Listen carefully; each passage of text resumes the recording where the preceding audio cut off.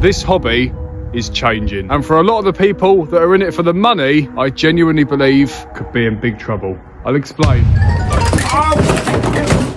Well, that's going to be a great intro. All I wanted was my sunglasses. Probably giving Alexander a concussion. I'll tidy all this up and then we'll get back to being serious. Now, before we do dive into this, I do want to be completely transparent. One of the companies that I will be mentioning in this video, I will be soon doing reviews for. Now, this video is not sponsored by anyone, and the company I will be working for are totally open for me to be completely honest, and we will talk about that more in a minute. I really genuinely want you to be able to trust my videos. Every single bit of content I make is all for entertainment, but I don't ever want to stray away from the truth if it means it's going to cost people money or lead people in the wrong direction. I'm going to be talking about good things about all the companies we're going to be covering today, and also the bad things. None of these companies have the right to influence this video in any way whatsoever, because it's just my opinion. Anyway, with that out of the way, let's discuss the problem in hand.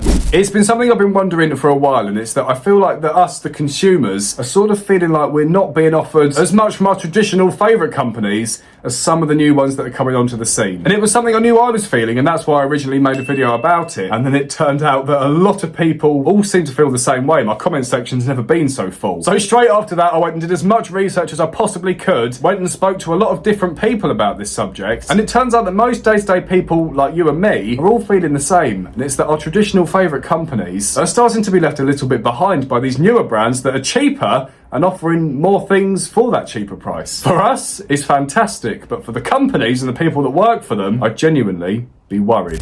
Back in 1986, way before I was born, sorry to make anyone feel old, Traxxas was founded, and man, this company, they seemed to know what they were doing almost from the start. Aside from their very dated and terrible radio system, go away. Don't like you. I can't say I ever haven't enjoyed driving a Traxxas car. They've all been sensational. That's of course from a driving experience. I have owned cars previously that have been a bit unreliable, but on the whole, Traxxas seems to be pretty good at making reliable, durable and fast RC cars.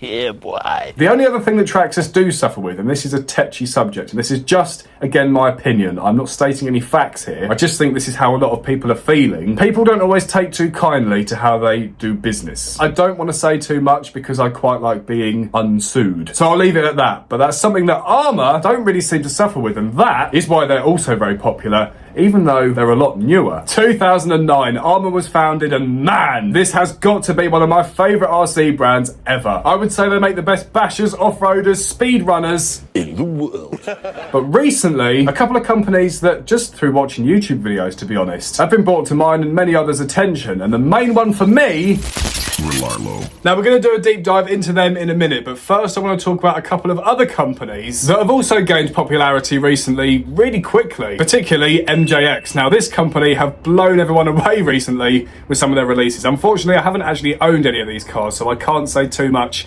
myself. I'm just going off of what I've heard from friends and also honest reviews on YouTube, and so far I'm hearing really good things. These guys obviously mainly prioritise their sort of smaller, cheaper cars, but often they're more reliable and generally cheaper to also maintain than the smaller cars from Arrma and Traxxas. The thing that really sticks out to me with them though is the fact that they're also now branching out, it looks like, into making bigger cars, and that is where Arrma and Traxxas and other bigger companies as well might want to start feeling threatened. But of course recently they brought out their big 1/7 scale rally car. I've heard a lot of good things about that car, and by the sounds of it, it could be wiping the Traxxas rally off the RC smorgasbord, whatever that is. Don't get me wrong, we've tested out the Traxxas rally car, and man, that is a good car. It's so durable, but I am intrigued by the MJX version just because on paper it should technically handle and perform and generally drive a little bit better if you gear it up, because it looks slow as hell. But then obviously Christ, that's a very easy fix with the help of pinion gears. Put one of them on, that'll sort it out. That's what everyone complains about. You see, if people like MJX are bringing out cars the same size vehicles as Arrma and Traxxas, then is there really a good reason to go and buy Arrma and Traxxas, especially when now we're starting to see much better parts availability from these newer companies? I mean, it's a bit of a no-brainer. The other one that's obviously been around for a lot longer but is now branching out into those bigger, faster sort of 6S or 8S cars is FTX. Now, FTX got quite a bad rap at the beginning of their career, simply because their cars were smaller, slower, there weren't really anything to write home about. But now, seeing them in recent years branch out into cars like the Super Forza and the Super Apache, and of course their slightly longer standing car, the DR8, which is amazing. Not owned by myself, but seen one sent within an inch of its life. Oh my God.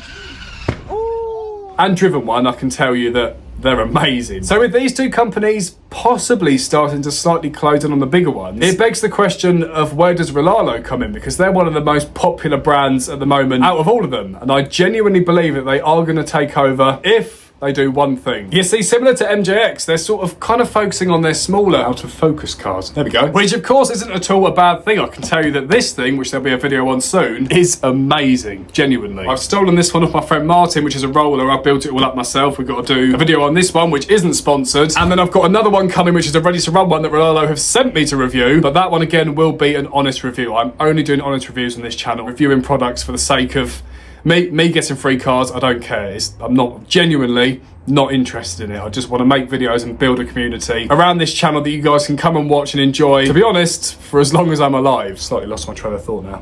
But no, I'm not for a moment saying that Rlarlo need to step away from their smaller cars. I think they're doing a cracking job with them. But what I do want to see is some bigger cars, because if they can blow away us with these smaller products and blow any other company's vehicle of this version out the water, I think I meant version of this vehicle. then I'm seeing no reason why they can't pull this off with a 1/8, a 1/7, maybe a 1/5. Ooh. I genuinely think that we could be seeing a big takeover from these newer companies if they start actually following in Traxxas and Arrma's footsteps when it comes to size, because my ideal sort of car size is the 1/8 sort of platform. I don't know, I've just always liked that 1/8 sort of 1/7 scale size. Anyway, this video is simply just my prediction, and I want to know what you guys think in the comments as well. Are we going to be seeing a big takeover from these companies like MJX, Rlarlo, FTX? Is it possible that this hobby could be looking very different in just 5 years' time? I'm going to say yes. Now, like I say, I have got a couple of videos coming up soon on the Rlarlo XTS F10. This lovely rally car, you know. You'll see a video on this one first. This is one that I stole off my friend Martin. I've unboxed it, built it and tested it, and man, for this class of car, it's the best. And this is all being said before I'm actually going to start working with them, so you know I'm being honest. And thankfully, Rlarlo is actually one of the few companies that you can do honest reviews with. But I do all give you my word that all the videos that you are seeing on this channel are fully honest. What it means is I'm able to now get a lot more hard facts than maybe I would have been able to before. And I can tell you so far that from driving a couple of the Rlarlo cars now and seeing how their brand and their business actually do work, they're smart people. They know what they're doing there. Now, to be honest, for all of us, it doesn't really matter. We're going to get to enjoy way more cars from way more companies for hopefully lower prices. But it is interesting to sort of be switched on and plugged in to what might actually be going on behind the scenes. And like I say, this is all my opinion. It's all kind of guesswork, but it is interesting to think about. Let me know in the comments, what do you think? Do you think Rlarlo and MJX and other companies are coming for these bigger brands? Because I can see it happening. I think many other people do as well. The fact that we're seeing these newer brands that are coming onto the scene for less money, offering the same and sometimes more, is a blessing. We don't know how lucky we are. I think for you and I at home, it's good news. We have got some good things coming very, very soon. Cheers for watching, guys. Make sure to let me know in the comments, what do you think? Do you think these newer brands are coming for our older favourites? I think it's a really interesting topic, and I'd love to talk to you more about it down in the comment section. So let me know what you think. Bye now!